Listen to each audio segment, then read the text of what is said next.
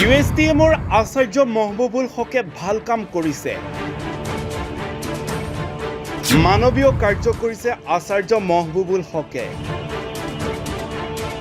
উচ্ছেদিত পৰিয়ালৰ মেধাৱী ছাত্ৰ-ছাত্ৰীৰ দায়িত্ব লোৱাৰ বাবে আচাৰ্য মহবুবুল হকক প্ৰশংসা কৰিলে মুখ্যমন্ত্ৰীয়ে।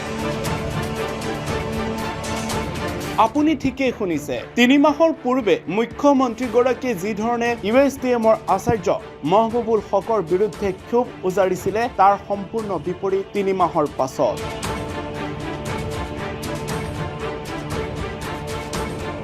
মুখ্যমন্ত্ৰীয়ে ক'লে উচ্ছেদিত পৰিয়ালৰ মেধাৱী ছাত্ৰ-ছাত্ৰীক পঢ়া শুনাৰ দায়িত্ব লোৱাৰ বাবে ভাল পদক্ষেপ লৈছে। এই কাৰ্যক ময়ো সমৰ্থন জনাইছো।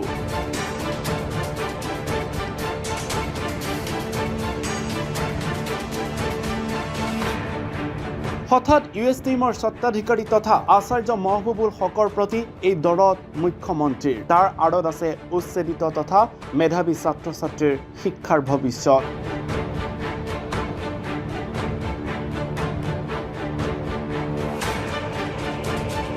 উল্লেখ্য যে সামাজিক মাধ্যমৰ জৰিয়তে USTMৰ স্বত্বাধিকাৰী তথা আচাৰ্য মহবুবুল হকে উচ্ছেদিত পৰিয়ালৰ তথা মেধাৱী ছাত্ৰ-ছাত্ৰীসকলৰ শিক্ষাৰ দায়িত্ব লোৱাৰ কথা ঘোষণা কৰিছিলে।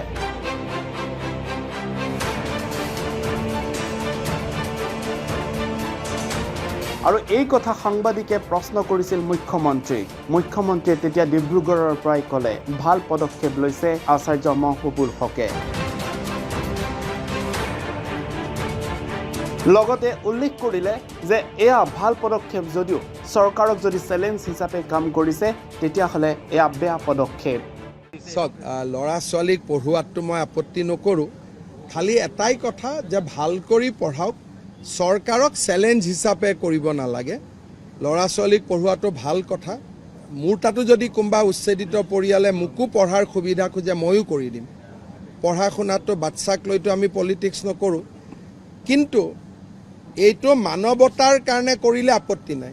কিন্তু চৰকাৰক চেলেঞ্জ কৰি কৰিছোঁ তেনেকুৱা যদি ইণ্টেনশ্যন লয় তেতিয়াহ'লে তেওঁ যোৱা 3 মাহৰ পুৰণা কথাবোৰ তেওঁ মনত পেলাই থাকিব লাগে। উচ্ছেদিত পৰিয়ালৰ মেধাৱী শিক্ষাৰ্থীৰ কাষত USTMৰ স্বত্বাধিকাৰী মহবুবুল হক। পঢ়া শুনাৰ দায়িত্ব ল'ব বুলি ঘোষণা USTMৰ আচাৰ্য মহবুবুল হকৰ।